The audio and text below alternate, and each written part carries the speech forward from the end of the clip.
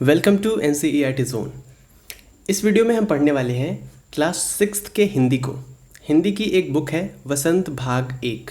तो वसंत भाग 1 में जितने भी चैप्टर्स होंगे हम उसके सॉल्यूशन को डिस्कस करेंगे इस सीरीज़ में। तो आज हम वसंत भाग 1 के पहले चैप्टर को डिस्कस करेंगे, जो कि एक पोएम है, यानी कि एक कविता है, और उस कविता का नाम है वह चिड़िया जो। तो जितने भी क्वेश्चन है वह चिड़िया जो में हम उसको सॉल्व करेंगे इस वीडियो में। तो चलिए शुरू करते हैं। सबसे पहले हम बात करते हैं इस पोएम के बारे में, इसके कवि के बारे में। तो इस कविता को लिखा है केदारनाथ अग्रवाल ने, ठीक है। तो केदारनाथ अग्रवाल जी के जीवन से जुड़े कुछ बातों को हम पढ़ लेते हैं। ये थोड़ा सा कट गया है। केदारनाथ अग्रवाल जी का परिचय। यह कविता हिंदी साहित्य के प्रसिद्ध कवि और साहित्यकार श्री केदारनाथ अग्रवाल के द्वारा रचित है। यानी कि इस कविता को जो लिखा है उन्होंने लिखा है केदारनाथ अग्रवाल जी ने लिखा है। श्री केदारनाथ अग्रवाल प्रगतिशील काव्यधारा के प्रमुख कवि जाने जाते हैं। इनका जन्म उत्तर प्रदेश के कमासीन गांव में एक मध्यम वर्गीय परिवार में हुआ था। केदारनाथ अग्रवाल जी का जन्म उत्तर प्रदेश के कमासीन गांव में हुआ था। उनकी प्रारंभिक शिक्षा दीक्षा गांव के प्राकृतिक वातावरण में होने के कारण उनकी कविताओं में प्रकृति का चित्रण अवश्य मिलता है। तो जब भी आप केदारनाथ अग्रवाल जी के द्वारा रचित कविताओं का अध्ययन करेंगे, जब भी आप केदारनाथ अग्रवाल जी के द्वारा लिखे गए कविताओं को पढ़ेंगे, तो आपको उसमें प्रकृति का वर्णन ज़रूर दिखेगा। और ऐसा इसलिए दिखेगा क्योंकि उनका जन्म एक ग्राम में हुआ था, गांव में हुआ था, और गांव में प्राकृतिक संपदा बहुत अच्छे से संजो करके रखा जाता है। वातावरण वहाँ का बहुत ही प्राकृतिक होता है। इसी वजह से उनके कविताओं में ऐसे दृश्यों को देखने को मिलता था। और इस कविता में भी आपको प्रकृति के बारे में देखने को मिलेगा, जैसे चिड़िया, पेड़, जंगल, इन सब का जिक्र ज़रूर मिलेगा, ठीक है। तो यह वह चिड़िया जो कविता है, इसका सारांश क्या है, यानी कि अगर हम बात करें इसके समरी की, तो समरी क्या है इस कविता की। इस कविता में लेखक ने नीले पंखों वाली एक छोटी सी संतोषी चिड़िया के बारे में बताया है। इस कविता को पढ़ के आपको क्या पता चलेगा? एक नीले पंखों वाली एक छोटी सी संतोषी चिड़िया है। संतोषी का मतलब होता है ऐसे लोग, ऐसे जंतु, ऐसे प्राणी जो थोड़े से में खुश हो जाते हैं, जो थोड़ा सा मिलने पे सेटिस्फाई हो जाते हैं। उन्हें लोभ लालच नहीं रहता है बहुत सारी चीज़ों का। जो थोड़े में खुश हो जाए उसको संतोषी कहते हैं, ठीक है। संतोष को प्राप्त कर लेना, यानी कि सेटिस्फाई हो जाना। उसे प्रकृति की हर वस्तु से अत्यंत लगाव है। वो जो चिड़िया है उसको प्रकृति यानी कि नेचर के हर वस्तु से, हर चीज़ से बहुत लगाव है। चाहे वो हवा हो, चाहे जल हो, चाहे जंगल हो, चाहे पेड़ हो, कुछ भी हो। कवि कहते हैं कि नीले रंग की छोटी चिड़िया को अन्न से बहुत प्यार है। अन्न का मतलब होता है अनाज। अन्न का मतलब क्या होता है? अनाज, ग्रेन्स, ओके।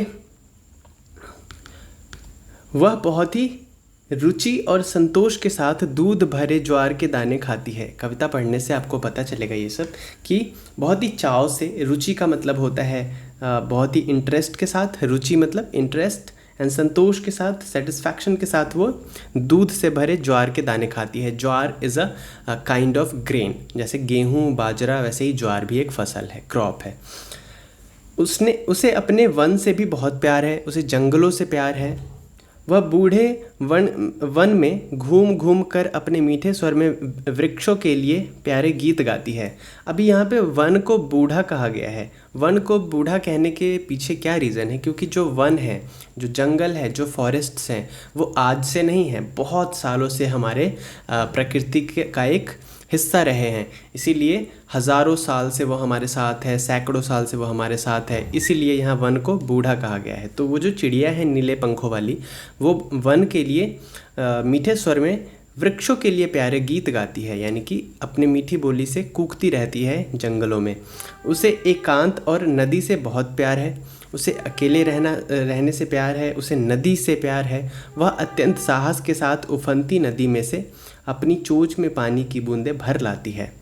और कविता में इस बात का जिक्र किया गया है, इस बात को बताया गया है कि वह बहुत ही साहसी है और बहुत ही चंचल है।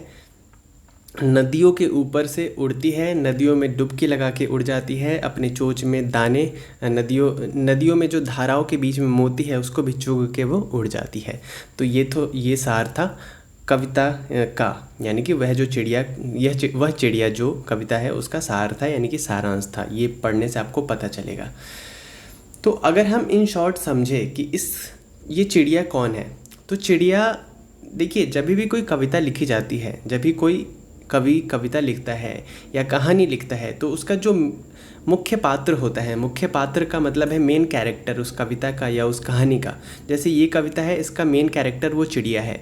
तो चिड़िया का मतलब ऐसा नहीं है कि वो सच में किसी चिड़िया की बात कर रहे हैं, वो डिपेंड करता है कि आप किस तरीके से सोचते हो। चिड़िया की वो बात कर भी रहे हैं, नहीं भी कर रहे हैं, आप तो उसे एज अ चिड़िया लेकर के समझ लो या उसे कवि को समझ लो। चिड़िया से कवि ने खुद को कंपेयर किया है। वह कहते हैं कि वही चिड़िया वही है, वो जो चिड़िया है वो कवि खुद है। कवि को प्रकृति से प्यार है, कवि को गांव से प्यार है, कवि को जंगल से प्यार है, कवि को नदियों से प्यार है। कभी जंगल में घूमते हैं तो सारे दुखों को भूल करके गुनगुनाने लगते हैं। कभी नदी में जाते हैं और मोती चुनने का कोशिश करने लगते हैं। कवि को अन्न से प्यार है, कवि अनाज को कभी भी बेकार नहीं जाने देना चाहते हैं। तो चिड़िया का मतलब यहाँ कवि ने खुद को अपने आप से कंपेयर किया है। या तो आप चिड़िया को मुख्य पात्र में रख कर के सोच लीजिए, या कवि को मुख्य पात्र में रख कर सोच लीजिए, या खुद को वो चिड़िया समझ लीजिए और कंपेयर करिए खुद को कि क्या आपको भी इन सब चीज़ों से प्यार है। अगर है तो वो नीले पंखों वाली जो छोटी चिड़िया है वो आप खुद हैं। तो चलिए अब हम आगे बढ़ते हैं और हम इसके प्रश्नों को सॉल्व करते हैं, प्रश्नों के उत्तर को डिस्कस करते हैं। तो सबसे पहले समझते हैं इस कविता में, वह चिड़िया जो कविता है उसमें आपके टोटल 3 पद आप कह लीजिए या 3 पैराग्राफ्स कह लीजिए। 3 पैराग्राफ्स हैं और तीनों में अलग अलग बातें कवि ने लिखी हैं। तो पहले पैराग्राफ को हम पढ़ते हैं। पहले पैराग्राफ जो है वो कहता है, वह चिड़िया जो चोंच मारकर दूध भरे जुंडी के दाने रुचि से रस से खा लेती है। वह चिड़िया, वह छोटी संतोषी चिड़िया, नीले पंखों वाली मैं हूँ, मुझे अन्न से बहुत प्यार है।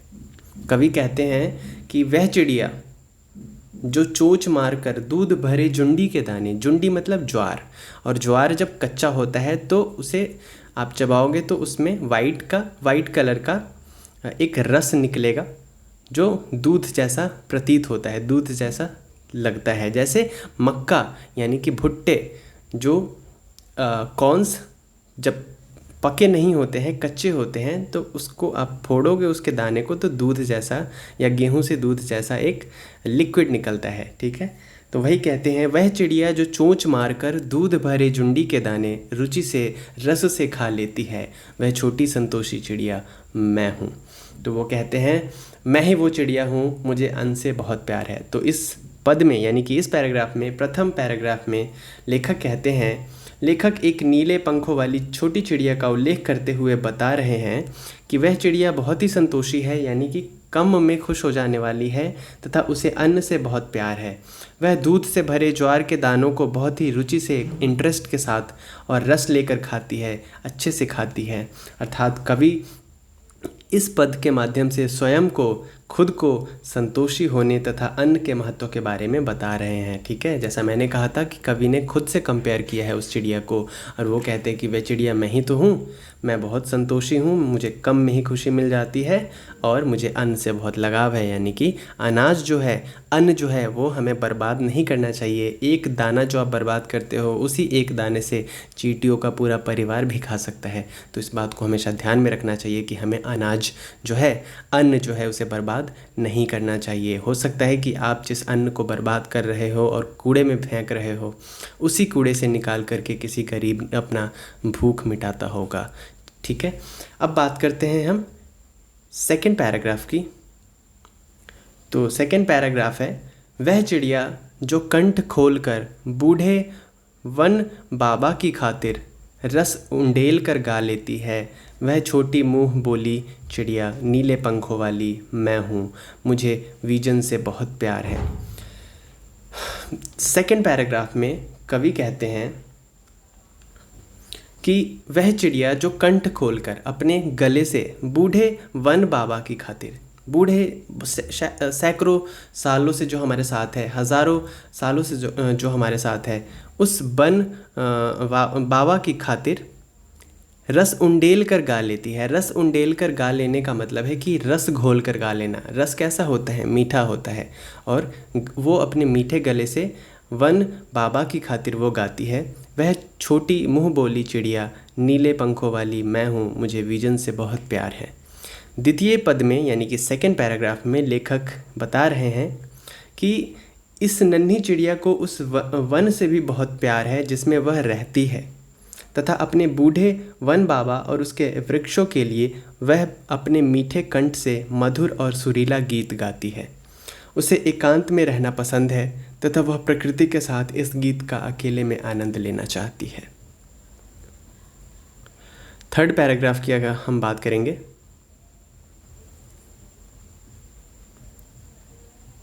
थर्ड पैराग्राफ में कवि कहते हैं वह चिड़िया जो चोंच मारकर चढ़ी नदी का दिल टटोल कर जल का मोती ले जाती है, वह छोटी गर्बीली चिड़िया नीले पंखों वाली मैं हूँ, मुझे नदी से बहुत प्यार है।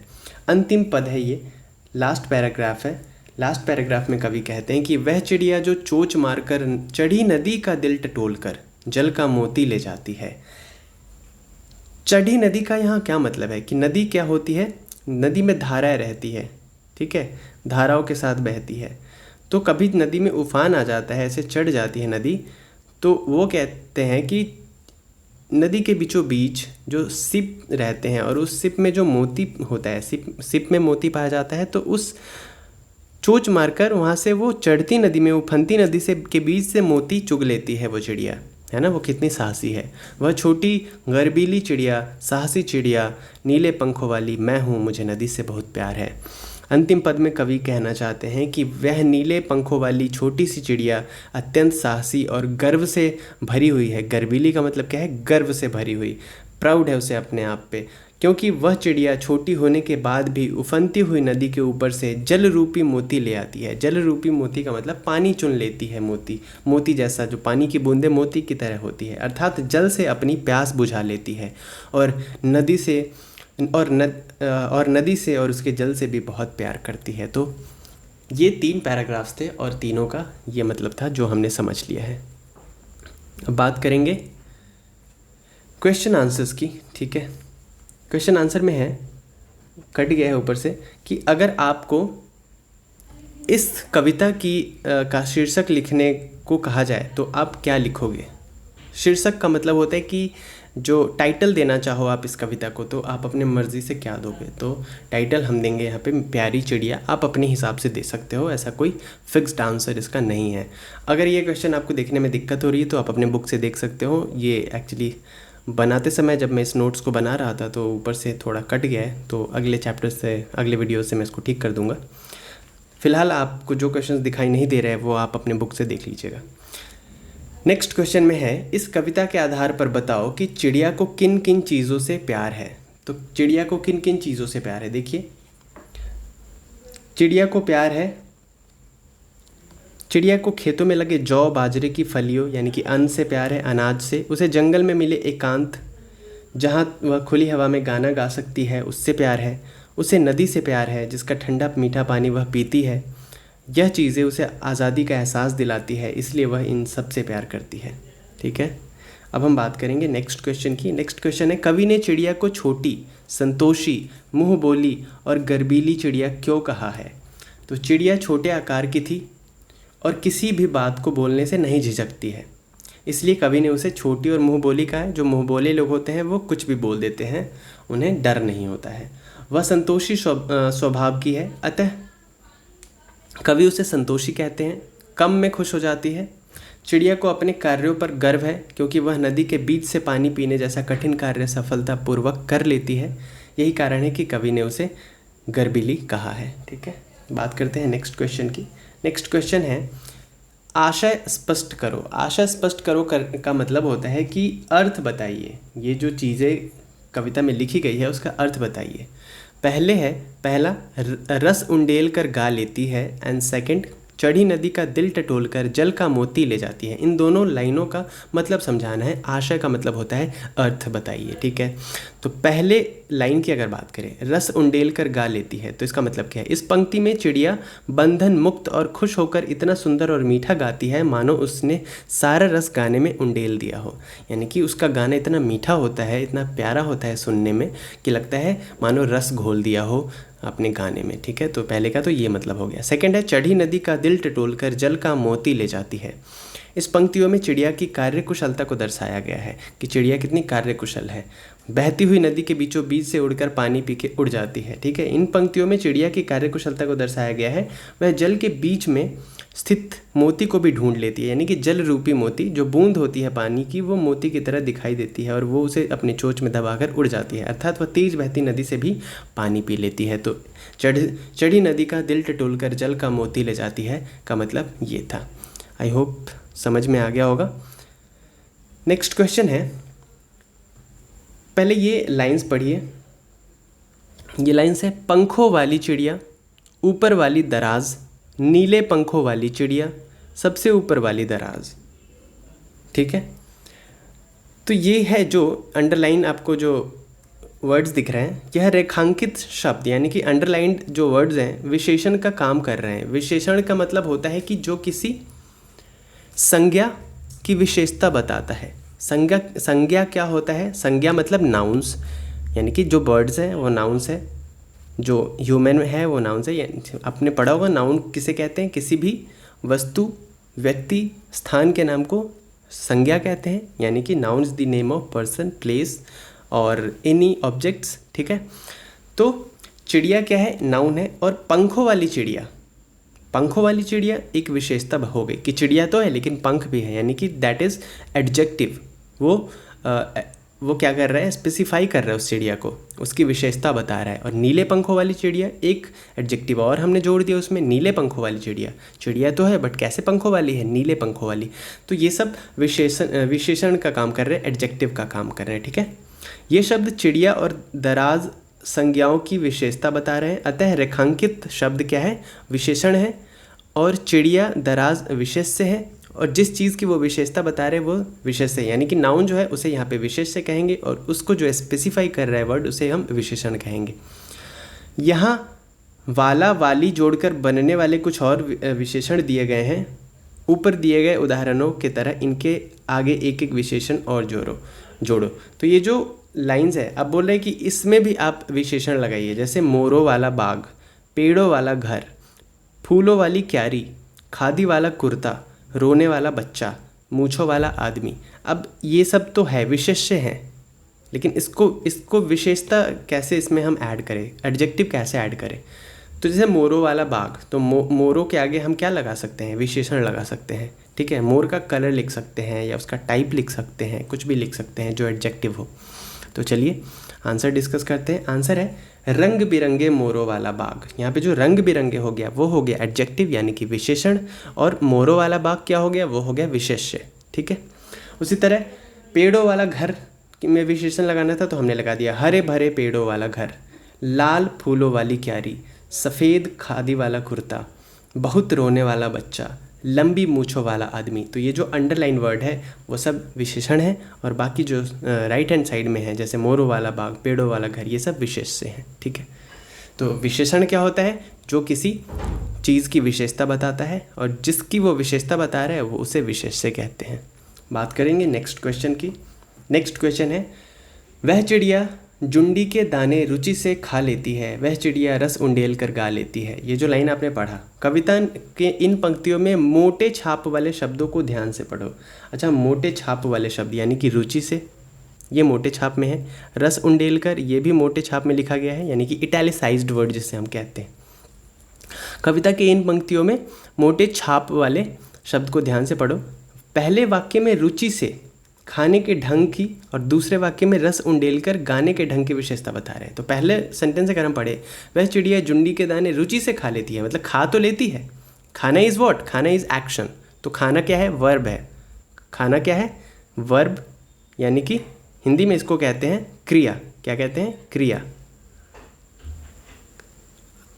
क्रिया।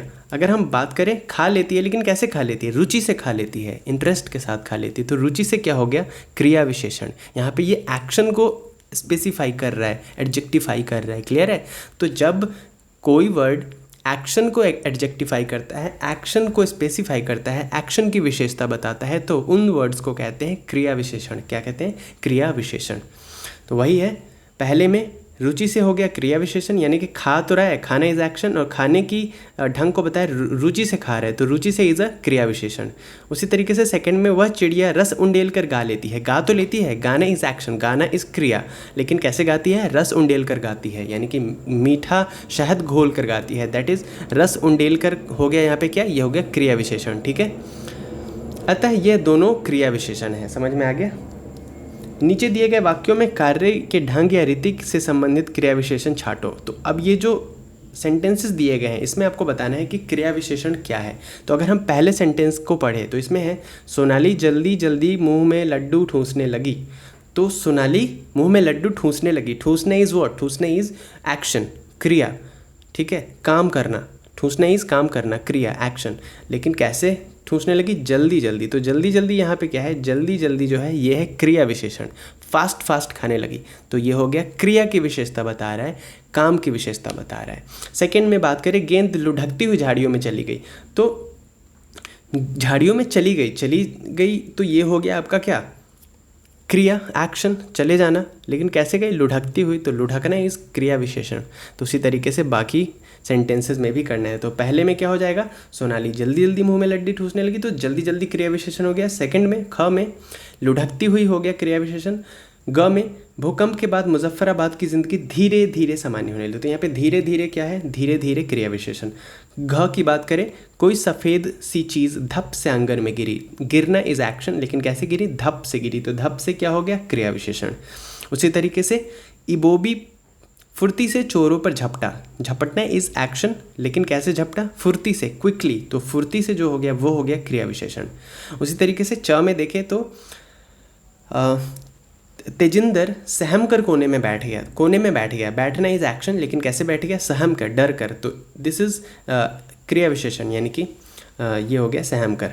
और छ में है, यह पत्र मिलते ही फौरन घर चली आओ। घर चली आओ, चली आना इज एक्शन, लेकिन कैसे चली आओ, फौरन आओ, क्विकली, तुरंत, तो फौरन हो गया यहाँ पे क्रिया विशेषण। उसी तरीके से आज अचानक ठंड बढ़ गई है। ठंड बढ़ गई है, बढ़ना इज एक्शन, लेकिन कैसे, अचानक बढ़ गई है, तो अचानक क्या है, क्रिया विशेषण। तो आई होप आपको समझ में आ गया होगा कि क्रिया विशेषण क्या होता है। तो इस चैप्टर में वसंत भाग 1 के पहले चैप्टर में पहले जो चैप्टर है उसमें जितने भी क्वेश्चन थे हमने सारा आंसर डिस्कस कर लिया है। अब मिलते हैं नेक्स्ट वीडियो में अगले चैप्टर के साथ। तब तक देखते रहिए एनसीईआरटी जोन को। अगर आपने अभी तक सब्सक्राइब नहीं किया है तो कर लीजिए सब्सक्राइब, लाइक करिए, कमेंट करके बताइए कैसा लगा ये वीडियो, शेयर करिए अपने दोस्तों के साथ। साथ ही साथ हमारा इंस्टाग्राम पे और फेसबुक दोनों पे पेज है एनसीईआरटी जोन के नाम से, वहाँ पे जा कर के फॉलो और लाइक करिए। अगर इस पर्टिकुलर वीडियो की PDF फाइल डाउनलोड करना चाहते हैं तो हमारे वेबसाइट से कर सकते हैं, जो कि लिंक दिया हुआ है वीडियो के डिस्क्रिप्शन बॉक्स में। तो that's all for this video. मिलते हैं नेक्स्ट वीडियो में। Till then bye bye, take care.